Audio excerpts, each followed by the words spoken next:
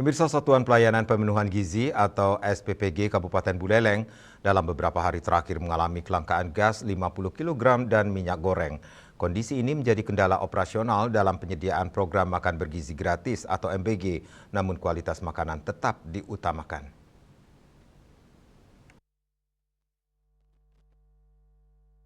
Kelangkaan gas LPG 50 kg dan terbatasnya pasokan minyak goreng mulai dirasakan SPPG Kabupaten Buleleng. Situasi ini berdampak pada proses operasional dapur penyedia makanan bergizi gratis. Wakil Regional BGN Kabupaten Buleleng, Ketut Murah Arya Krisna Satria Dharma, menjelaskan selain kelangkaan gas, kebutuhan minyak goreng juga mengalami kendala distribusi. Meski demikian, pihaknya tetap mengedepankan kualitas bahan baku yang digunakan.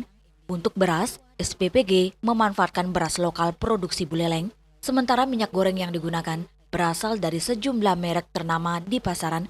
Saat terjadi kekurangan pasokan, pihaknya menggunakan alternatif minyak goreng lain dengan kualitas setara agar mutu makanan tetap terjaga. Yang satunya adalah gas.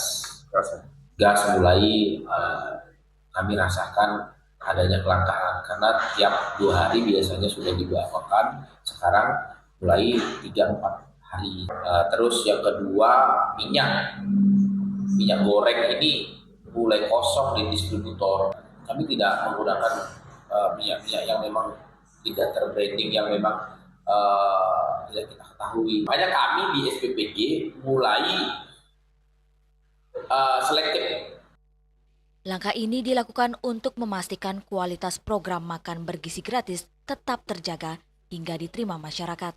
Selain itu, pihak SPPG juga membuka ruang bagi saran dan kritik masyarakat demi peningkatan kualitas layanan ke depan. Yasri Yuli, Bali TV.